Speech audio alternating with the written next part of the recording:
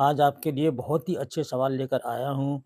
اگر آپ میری ویڈیو کو پہلی بار دیکھ رہے ہیں تو چینل کو سبسکرائب کریں اور گھنٹی کے نشان کو ایک بار دبا لیں تاکہ ہماری ہر نئی ویڈیو کا نوٹیفیکیشن آپ کو وقت پر مل جائے، اور ساتھ میں یہ بھی لکھیں کہ آپ ہماری ویڈیو کو کس شہر سے دیکھ رہے ہیں تاکہ ہمیں معلوم ہو کہ ہمارے طلبہ جو ہیں کس کس شہر سے یا کس گاؤں سے کس قصبے سے ویڈیو دیکھ رہے ہیں۔ چلیے شروع کرتے ہیں۔ اردو کے کس ناول نگار نے اصلاح معاشرہ اور تعلیم نسواں کی بنیادوں پر اپنے ناولوں کی عمارت کھڑی کی ہے؟ اے پریم چند، بی ڈپٹی نذیر احمد۔ تو اس کا صحیح جواب ہے ڈپٹی نذیر احمد۔ ڈپٹی نذیر احمد نے تعلیم نسواں کو اپنا خاص موضوع بنایا تھا۔ یاد رکھیں کہ یہ پوچھ لیتے ہیں سوال کہ کس ناول نگار نے تعلیم نسواں کو اپنا خاص موضوع بنایا، تو وہ ہیں ڈپٹی نذیر احمد۔ اور ڈپٹی نذیر احمد اردو کے پہلے ناول نگار ہیں اور پہلا ناول ہے میرات العروج۔ یاد رکھیے گا یہ ڈپٹی نذیر احمد کا لکھا ہوا ہے میرات العروج، ٹھیک ہے، میرات العروج لکھا ہے 1869 میں، ٹھیک ہے، 1869 میں یا 1868 میں۔ اگلا سوال، آگرے میں پیدائش، دلی میں زندگی کا اکثر حصہ اور لکھنؤ میں انتقال کا تعلق کس شاعر سے ہے؟ میر تقی میر یا بی حیدر علی آتش؟ تو امید ہے آپ کو یہ یاد آ رہا ہوگا کہ ایسا کون سا شاعر ہے جس کی زندگی زیادہ تر دلی میں گزری اور آگرے میں پیدا ہوئے، وہ ہیں میر تقی میر۔ آگرے میں دو شاعر پیدا ہوئے تھے، مرزا غالب اور میر تقی میر، اور حیدر علی آتش یہ لکھنؤ کے ہیں، اور لکھنؤ کی دبستان شاعری کے یہ بنیاد گزار ہیں حیدر علی آتش۔ تیسرا سوال ہے، شہزادہ تاج الملوک کی معشوقہ کا نام کیا ہے؟ بتائیے، نجم النساء ہے یا بقاؤلی ہے؟ تو صحیح جواب ہے بقاؤلی ہے، یہ شہزادہ تاج الملوک کی معشوقہ کا نام ہے۔ چوتھا سوال ہے، فسانہ عجائب میں کس جگہ کی تہذیبی زندگی کی تصویر ملتی ہے؟ لکھنؤ کی یا آگرہ کی؟ یہ چوتھا سوال ہے، تو آپ نے بہت بار پڑھا ہوگا اور میں آپ کو اکثر یہ سوال لاتا رہتا ہوں، سمجھاتا بھی ہوں آپ کو، تو یہ ہے اے لکھنؤ۔ پانچواں سوال ہے، خاکہ کے اوس اور بھی سبزہ ہرا ہوا، تھا موتیوں سے دامن صحرا بھرا ہوا، یہ کس شاعر کا شعر ہے؟ بہت مشہور شعر ہے، آپ نے بہت زیادہ پڑھا ہوگا اس شعر کو، تو مرزا دبیر کا ہے یا میر انیس کا ہے؟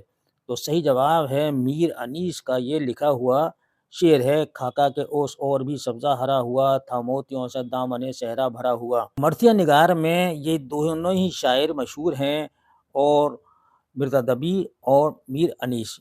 چھٹا سوال ہے، اب ہمیں حسن کا معیار بدلنا ہوگا، یہ بات کس ادیب نے کہی ہے؟ اے عبدالحق نے یا بی پریم چند نے؟ تو ذرا سا آپ بھی دماغ لگائیے کہ یہ بات کس نے کہی ہے اور کہاں کہی ہے، یہ بھی ہم بتائیں گے آپ کو کہ کہاں پر یہ بات کہی تھی۔ تو یہ صحیح جواب ہے بی پریم چند نے۔ یہ پریم چند کا جملہ ہے کہ اب ہمیں حسن کا معیار بدلنا ہوگا۔ انجمن ترقی پسند شاعری کی پہلی کانفرنس میں پریم چند نے یہ لکھنؤ میں جو صدارتی خطبہ کہا تھا، تو اس میں یہ بات کہی تھی کہ اب ہمیں حسن کا معیار بدلنا ہوگا، پریم چند نے کہی تھی یہ بات۔ ساتواں سوال، اودھ پنچ اور اودھ اخبار، دیکھیے دونوں ملتے جلتے نام ہیں، اودھ پنچ اور اودھ اخبار کس پریس میں ایک ساتھ چھپتے تھے؟ یعنی ایک ہی پریس میں چھپتے تھے، نول کشور میں یا بی نظامی پریس میں؟ کس میں چھپتے تھے؟ تو یہ نول کشور میں چھپتے تھے۔ یاد رکھیں نول کشور میں چھپتے تھے، اور اس کے جو ایڈیٹر تھے نول کشور کے، پریم چند کو جو نام دیا تھا نول کشور کے ایڈیٹر نے ہی دیا تھا، یاد رکھیے گا۔ آٹھواں سوال، میر امن دہلوی اردو ادب میں کس حیثیت سے جانے جاتے ہیں؟ محقق کی حیثیت سے یا بھی ترجمہ نگار کی حیثیت سے؟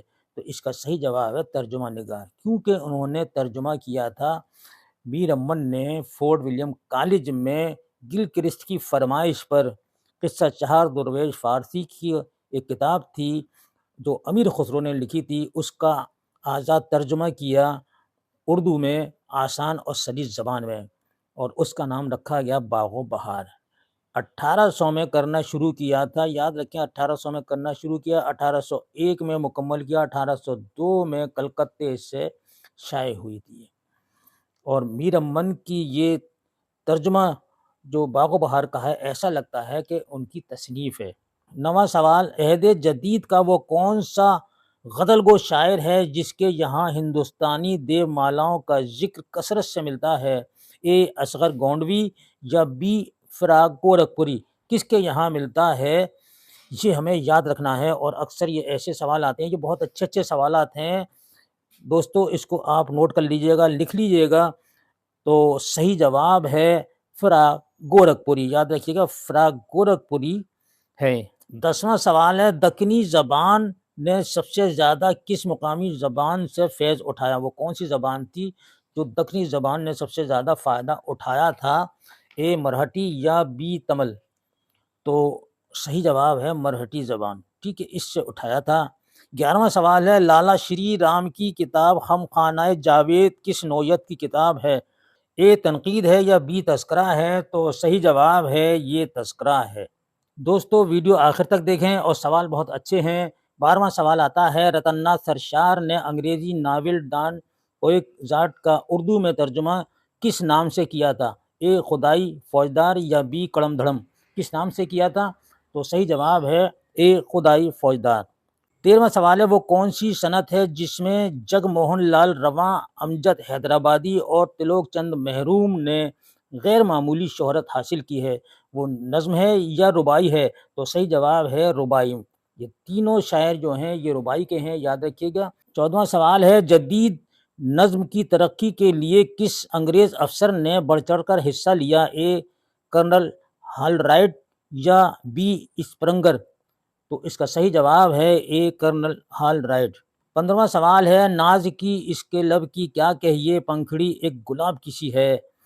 اس شعر میں سند بتائیے، اے مجاز ہے یا بی تشبیہ ہے؟ تو صحیح جواب ہے بی تشبیہ ہے۔